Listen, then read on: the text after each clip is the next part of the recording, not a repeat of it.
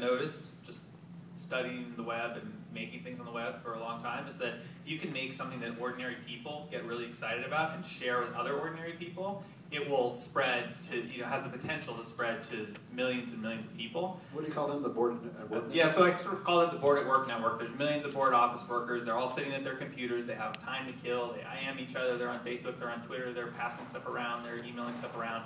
And they're not thinking about that they're creating this giant network, but collectively they reach more people than any of the major media networks. And so what we focus on in BuzzFeed is not finding the influential person to tell a bunch of other people what to do, but find things that ordinary people like and will share with other ordinary people. And that's where I've seen things that can go beyond the 1 degree away from the celebrity to something that reaches tens of millions of people through word of mouth. But in a way, I mean, I remember coming out thinking you're sort of like a, I don't know, like a conundrum wrapped in a Rubik's Cube surrounded by the spiral loop, because you took, well, let me explain a little bit. Like back, I don't know how many years ago, but you had this, maybe tell me, you had this, an email forward about, it was basically the Nike sweatshop email forward. You can maybe tell me a little bit more about that and tell the crowd. And then you created a website called Black People Love Us, and then the Huffington Post, and now BuzzFeed. And as much as you want to be agnostic, the whole riddle, conundrum, Rubik's Cube action is that you may be agnostic and you're extremely influential as an individual. And also you have this site. And so maybe help me understand or justify that notion between an individual having influence versus a board of work network that is inclined to share, and how do you work with that notion? I mean, I think part of it is it has to not be about you in order for it to spread really far.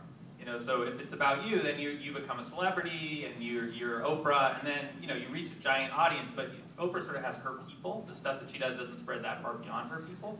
And so I think if you can make things that ordinary people get excited about, and what we do at BuzzFeed is we do tests in real time where we put stuff out there, we see how people interact with it, and if they freak out and share it, we say, oh, this is really working, and we do more of that kind of thing and share.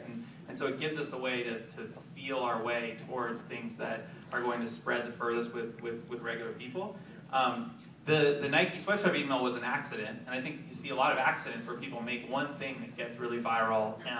And it was, I was in grad school, I was procrastinating writing my master's thesis. I went to Nike's site, you could customize your shoes. I thought it'd be funny and as a challenge to Nike to order a pair of shoes customized with the word sweatshop on the side. They wanted to see if Nike would send me shoes that said sweatshop. They wrote back and said, sorry, it's inappropriate slang. So I responded and said, no, it's actually in the dictionary. It means a shopper's factory where workers toil under unhealthy conditions. Can you send me the shoes? We had a few more backs and forth, and eventually I said, well, I'll change the ID on the site, but just send me a picture of the 12-year-old Vietnamese girl who stitches them together. And then they didn't respond, right? And I thought it was kind of funny. Sent it to a few people. Those people forwarded it to friends because they thought it was funny. I wasn't trying to make it spread. Activists got a hold of it, and they sent it to these massive lists. Eventually reporters picked it up. I ended up on the Today Show with a Nike executive discussing sweatshop labor, which I didn't know anything about. And so, that made me think, okay, am I an influential anti-sweatshop activist? Not really. I'm just like someone who kind of randomly created something that ordinary people wanted to share. And that made me think, okay, the trick isn't so much creating the right thing. The trick is finding the right networks. And so I started looking for different networks and thinking, okay, the next day I made the New York City rejection line with my sister, and we were like, all right, dating is a social thing. Let's make a phone number where if someone's hitting on you and they won't take no for an answer, you can give them a rejection message. And when they call it, they get an automated rejection message, and you can give it out like it's your phone number. And I got a lot of those.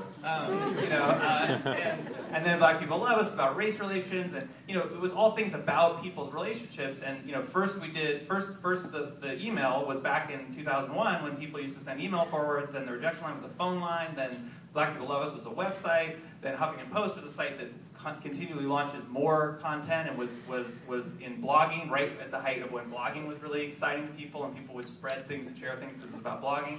So a lot of it was not what I worked on creating, but finding the right networks at the right time where ordinary people were excited to share stuff on those networks and then making stuff in that space. Right.